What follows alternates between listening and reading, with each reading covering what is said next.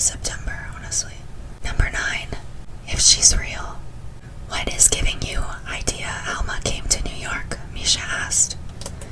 We'd played the 10th round of gin rummy, and now we were lying on the floor of his bedroom looking up at the ceiling. There was sand in my bathing suit and between my teeth. Misha's hair was still wet, and I could smell his deodorant. In the 14th chapter, Litvinoff writes about a string stretching across the ocean held by a girl who left for America. He was from Poland, right? And my mom said he escaped before the Germans invaded. The Nazis killed pretty much everyone in his village. So if he hadn't escaped, there'd be no history of love. And if Alma was also from the same village, which I bet you $100 she was, you already owe me $100. The point is that in the parts I've read, there are stories about Alma when she was very young, like 10. So if she's real, which I think she is, Litvinoff must have known her as a child. Which means they were probably from the same village. And Yad Vashem doesn't list any Alma Mereminsky from Poland who died in the Holocaust. Who is Yad Vashem?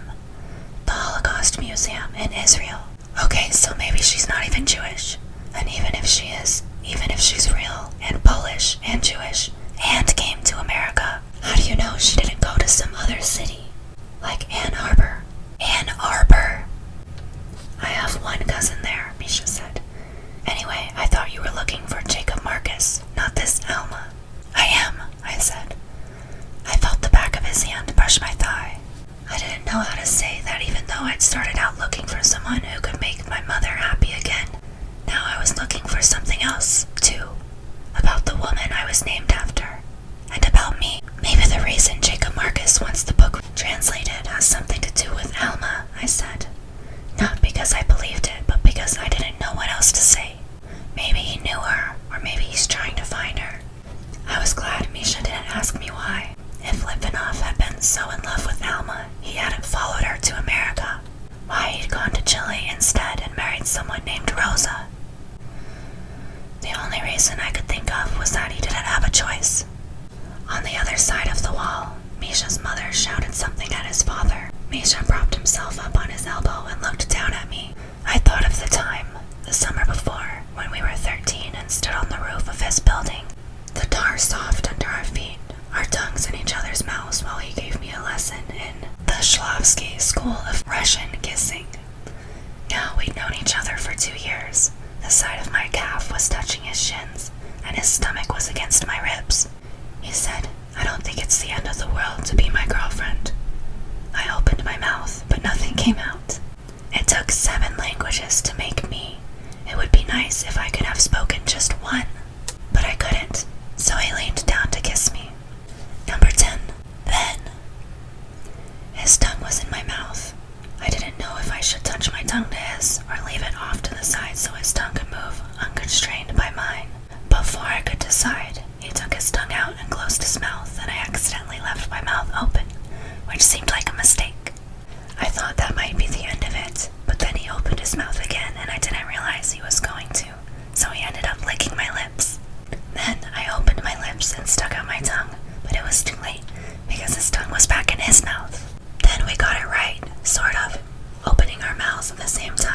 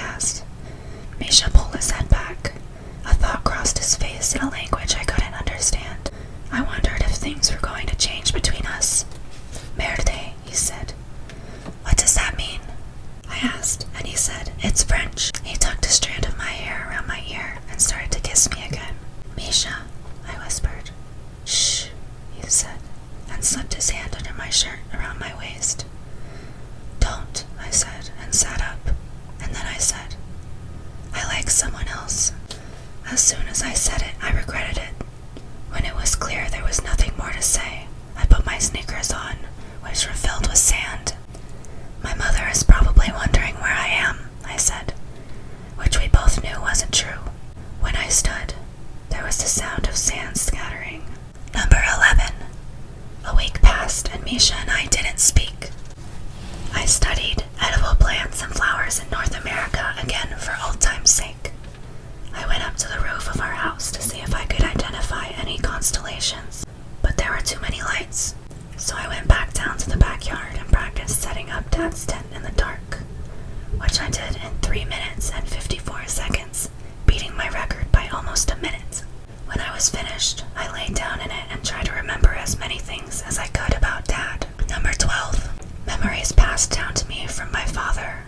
So these are words in another language that she says, and then the definition is next to it, so you'll hear me say a word that I do not know how to say, and then the definition of it, and it's 9 or 10 of them. Okay. Egad, the taste of raw sugarcane. Statyim, the dirt streets in Tel Aviv when Israel was still a new country, and beyond them the fields of wild cyclamen. Shalosh, the rock he threw at a boy's head who bullied his older brother, gaining him respect among the other kids. Arba, buying chickens with his father at the Moshav, and watching their legs move after their necks were cut. Hamesh, the sound of cards being shuffled by his mother and her friends when they played canasta on Saturday nights after Shabbat. Shesh, the falls of Iguacu, which he traveled to alone at great effort and personal expense. Sheva, the first time he saw the woman who would become his wife, my mother, reading a book on the grass of Kibbutz Yavni, wearing yellow shorts. Shmon, the sound of cicadas at night, and also the silence. Tesha, the smell of jasmine, hibiscus, and orange flower. Esser, the paleness of my mother's skin. Number 13. 2 weeks passed. Misha and I still hadn't spoken. Uncle Julian hadn't left, and it was almost the end of August. The history of love has 39 chapters, and my mother had finished another 11 since she'd sent Jacob Marcus the first 10, bringing her to a total of 21. This meant she was more than halfway through and would be sending him another package soon. I locked myself in the bathroom, the only place I could get any privacy, and tried to work on a second letter to Jacob Marcus, but everything I tried to write sounded wrong or trite or like a lie, which it was. I was sitting on the toilet with a notepad on my knees. Next to my ankle was the waste bin, and in the waste bin was a crumpled piece of paper. I took it out. Dog. Francis, it said. Dog. Your words are cutting, but I suppose that's what you intended. I am not in love with Flo, as you say. We've been colleagues for years, and she happens to be someone who cares about the things I care about. Art, Fran. Remember art? Which, let's be honest, you couldn't give a rat's ass about anymore. You've made such a sport out of criticizing me that you haven't even noticed how much you've changed. How you hardly bear any resemblance at all to the girl I once. The letter broke off. I crumpled it back up carefully and replaced it in the waste bin. I shut my eyes tightly. I thought maybe Uncle Julian wouldn't be finishing his research on Alberto Giacometti anytime soon. So that is our Uncle Julian writing a letter to his wife, Fran. Number 14. Then I had an idea.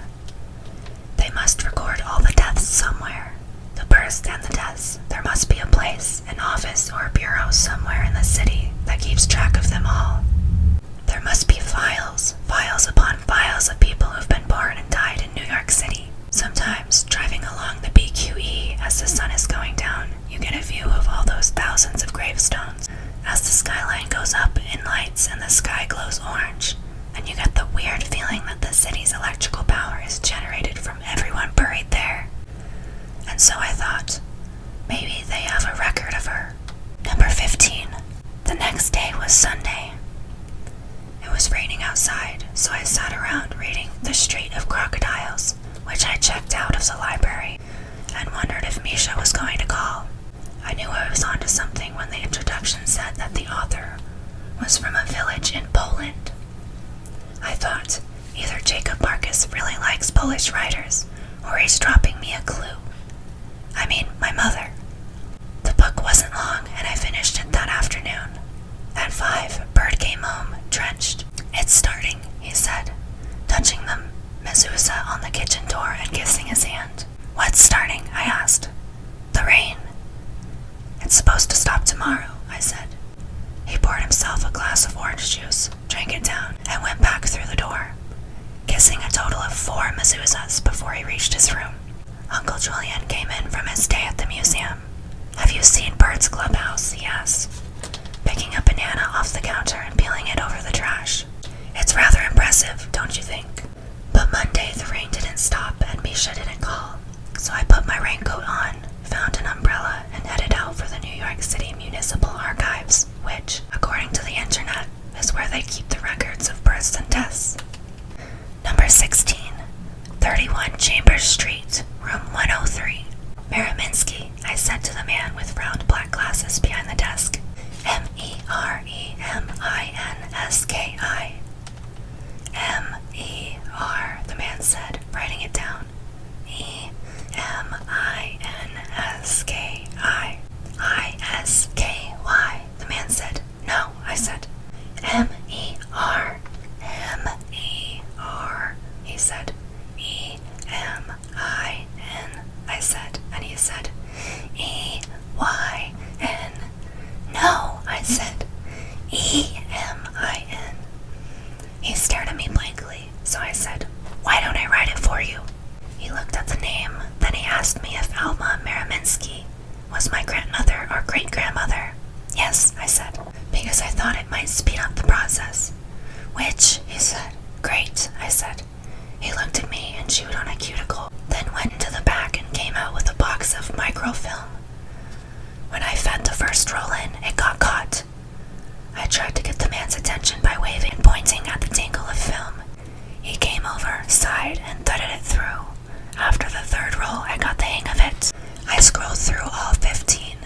There was no Alma Mereminsky in that box, so he brought out another and another after that. I had to go to the bathroom, and on the way out, I got a package of Twinkies and a Coke from the machine. The man came out and got a Snickers bar.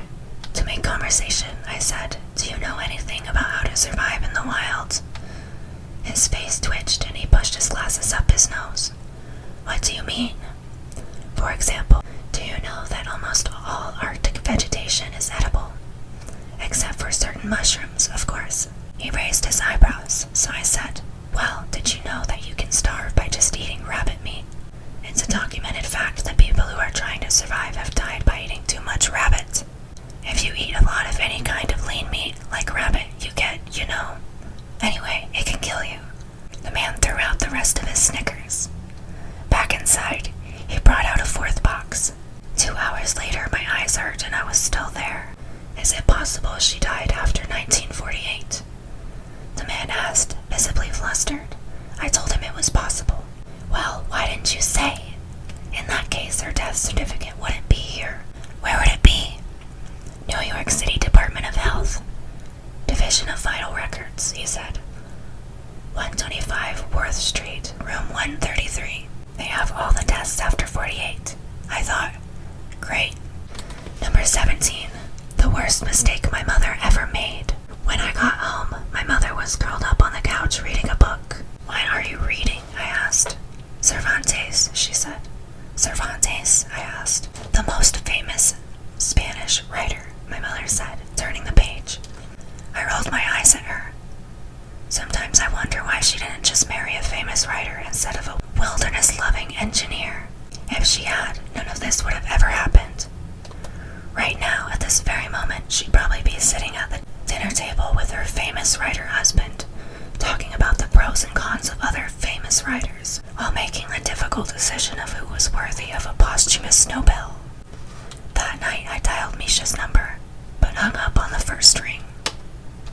I think I'm gonna stop there for today.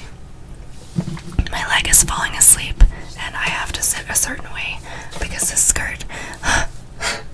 Also, it is my niece's birthday party today, not her actual birthday, but her birthday party. So, I'm gonna have to, first of all, change because I'm not wearing this. This is just for this video.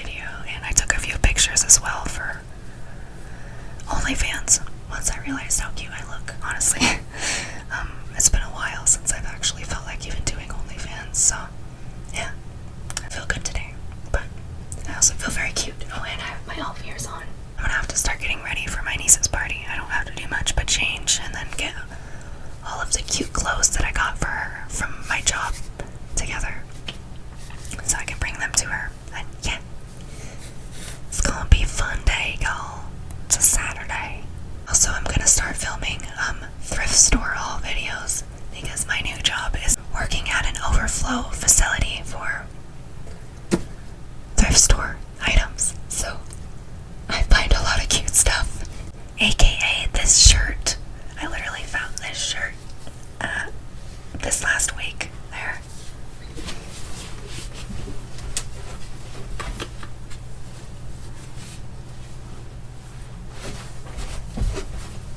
I love it, but I probably won't be wearing it much, like, out or anything. I don't know, I don't go out much, but like, this is a little too risque for something I'm comfortable wearing out. It's good for, like, if I want to look cute for the guy that I like, or for videos, obviously, or like, I don't know, I have a few items that might make a good mermaid costume, so this would work for a mermaid costume. Also very, yeah, I just love really cutesy, fancy things that are also like very fairy-esque, very like cottagecore.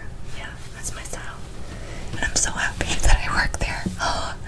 So yeah, expect a thrift store haul video from me. I'm gonna try on all the very cute things that I found this week.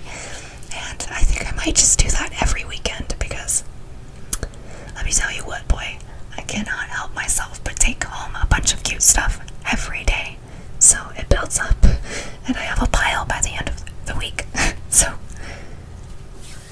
maybe that's what will help my channel grow, is thrift store haul videos, because let's face it, this is not doing much. I posted an H3 fan edit video the other day, and it already almost has 1,000 views. But my ASMR videos that I work so hard on,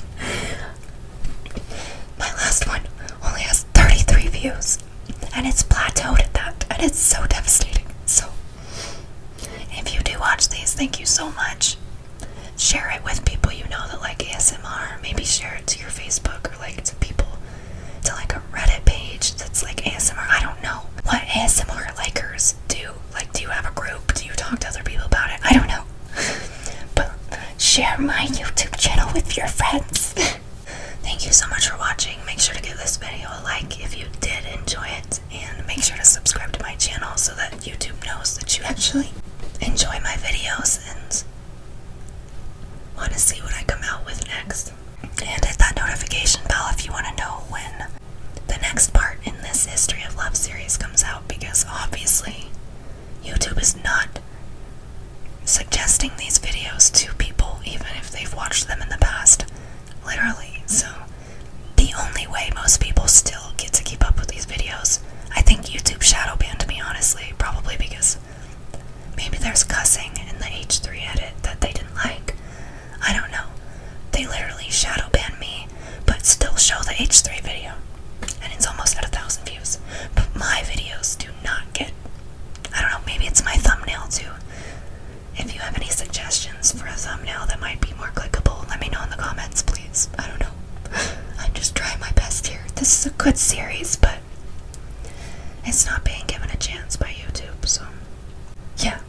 The only way you'll be notified, honestly, is if you come back and check my channel page every single week, or if you turn on that notification bell and hit all notifications. Okay? I hope you're doing well. I hope you feel loved. I hope you're taking care of yourselves. If you're depressed or anxious, know that it can get better. I have had many days where I doubted that it would ever get better, and I honestly think that my new therapist did EMDR on me without telling me, because since last week I've felt great. Like, just a lot of thoughts have improved within me. I don't think she did like fold something, like, I don't know, man. It was very fast, but I'm really glad, because it's really needed right now for me to improve myself even more than I ever have. Like, I'm so glad that the timing is coming together for everything. Okay, I'm gonna stop rambling. Anyway, I want you guys to know that it gets better. No matter how bad you think you are, no matter how abnormal and mentally ill you think you are, everybody's fucked up. You're not the only one. It will get better. I promise you that. Time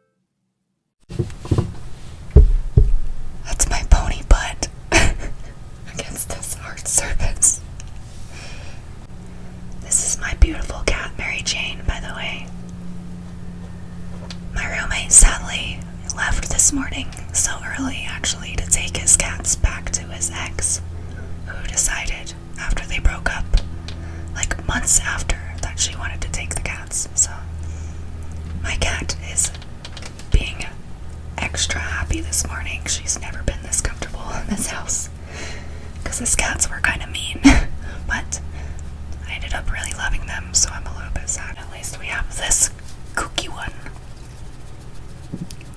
I've had her since she was a week old kitten, and I saved her. I was 16, so she's 10 now. That means, wow. But I had to bottle feed her with a little, oh my gosh, with a tiny little bottle with kitten formula. You can get kitten formula, like cans of it, at pet supply stores, basically anywhere. It was so cute. She was so tiny. She would stand on my hand with her 2 front feet, and I would hold the bottle. Oh my gosh. My angel. My first angel. My dog is my second angel. And now I have a pet frog, you guys. She's so cute. She makes me so happy. She looks like aspen trees, which I love aspen trees. Okay. Okay, pretty. Almost the end of August. This is so ironic. Because it is almost the end of August, and I haven't talked to the person that I love for over 2 weeks. God, this